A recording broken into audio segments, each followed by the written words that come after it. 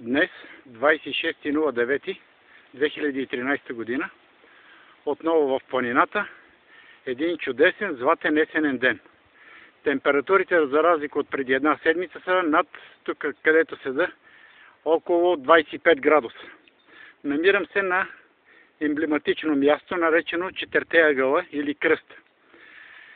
Посоката, която се вижда, табелката, сочи копитото. Зад нея, ето тук тази пътека, която се вижда, отива към Бояна, към Боянски водопад. На изток, на юг, пътеката нагоре с табелката отива към Черни връх. На запад, табелката, която я виждате, сочи към Златните мостове. Ето, Златните мостове.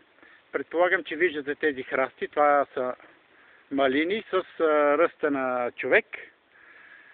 Местността, която започва от тук до дендрариума, е така наречените планинашки ливади, по-известни от местните като малинажа, поради наличието на много големи масиви от диворастящи малини.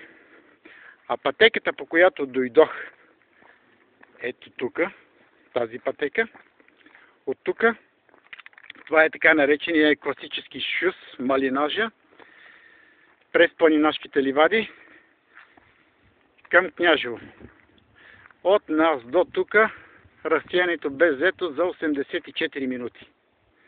Сега тръгвам и целият маршрут ще го направя с снимки, тъй като вероятността във видеоформата да имам проблеми с обема на паметта. И така, чудесен слънчев ден. И тръгваме надолу. За сега толкова. Следва снимки.